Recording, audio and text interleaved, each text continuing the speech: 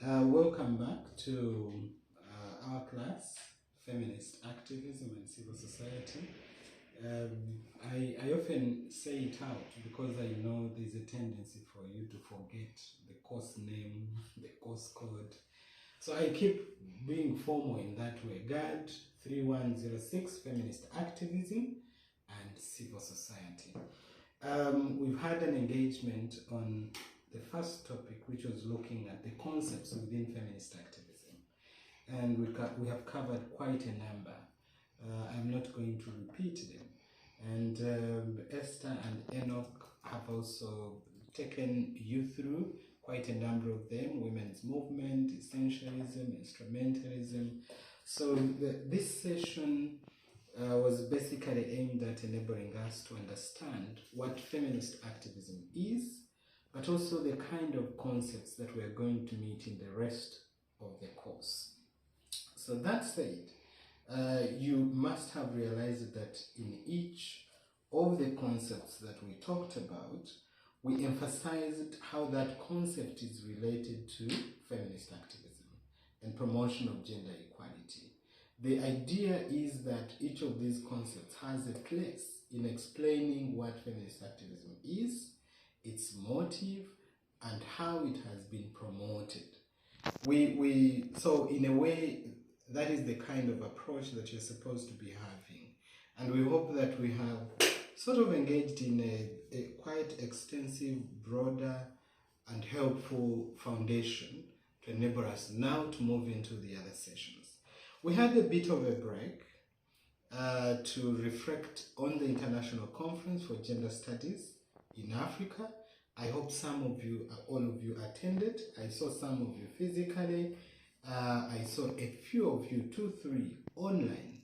There was a particular session on young activism.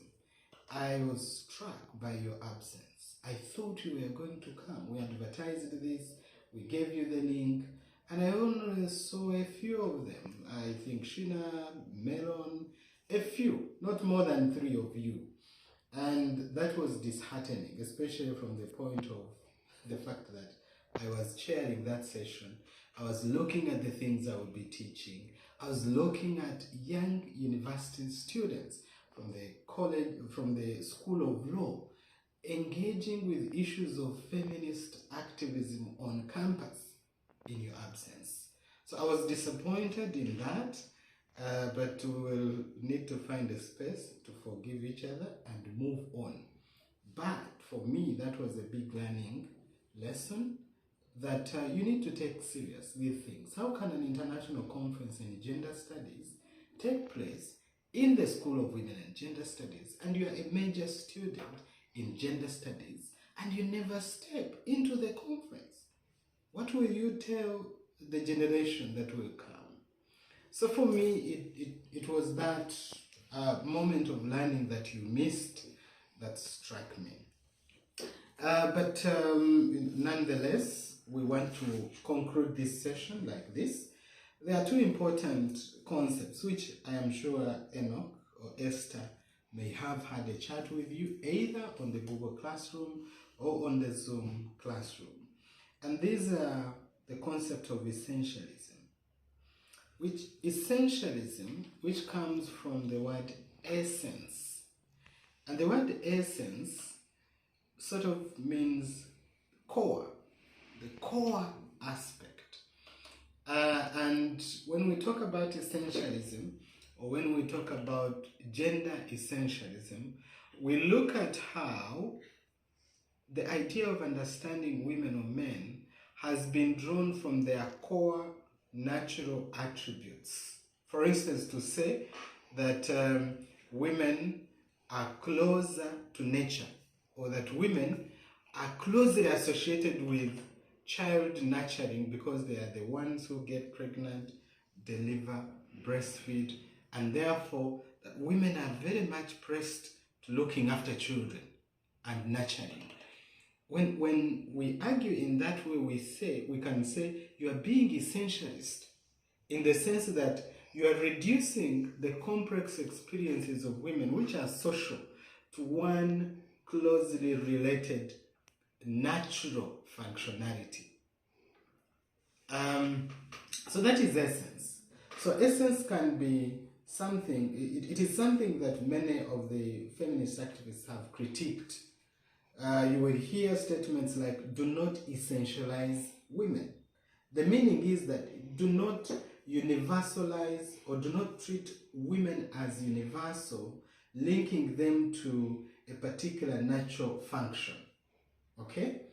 And you will see these. You will see them in education, where you are told that women are the best teachers of nursery schools because they are closer to children. That is sort of like drawing on the natural relationship of women and children to say that women should be the ones to look after children, which pushes men out of parenting and child care and assumes that women are the one who do this better. And that produces its own inequalities, especially where nursery teaching is the lowest. The other one is instrumentalism. Instrumentalism is also another interesting concept. I hope, as I said earlier, Enoch, you may have talked about this. Instrumentalism comes from the word instrument or tool. So we talk about instrumentalism from the perspective of how our processes want to make men or women tools to achieve something.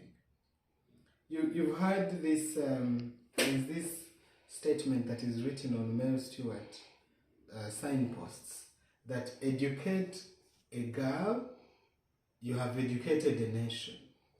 You probably have heard that or seen that. If you have not seen it, you can pass by Mary Stewart and look at the signpost. The idea is that when you educate girls, then you have contributed to national development, either through the kind of work that women will do when they are educated, their level of productivity when they are educated, and etc. But that can be an instrumentalist in nature. Instrumentalism looks at how we want to use people to achieve other goals, not to achieve the welfare of those people that we're talking about. You've also heard about this idea that when you educate women, you have killed two birds with one stone. That's instrumentalism, where you want to, they will say, when you educate women, you would have reduced the number of possible pregnancies, you would have extended their time in school and then cut back on the age at which they might get married. You might have created some capital which might lead to economic development when they start working and etc. And so there are these arguments that when you educate women, you will contribute to economic development. And quite often, instrumentalism looks at how do we use this, how do we use women, for example, to achieve economic development. And the target of that instrumentalist statement is not on women and women's rights and women's welfare, but rather on economic development. So you would be using women as a tool to achieve economic development. And that can be a problem in itself. So you will be hearing feminist activists talking about you are instrumentalizing women. So these are some of the concepts I wanted to wind up with. We are coming to the close of that session. The next session we'll be going into is about the history of global feminist movement, where we will be looking at how does feminist activism look like at the global level? What is the history of it? And what do we learn from this history coming into the contemporary times? So I would like to thank you for being part of this session and call on you to be active, vigilant, and be willing to learn all the time. Thank you so much.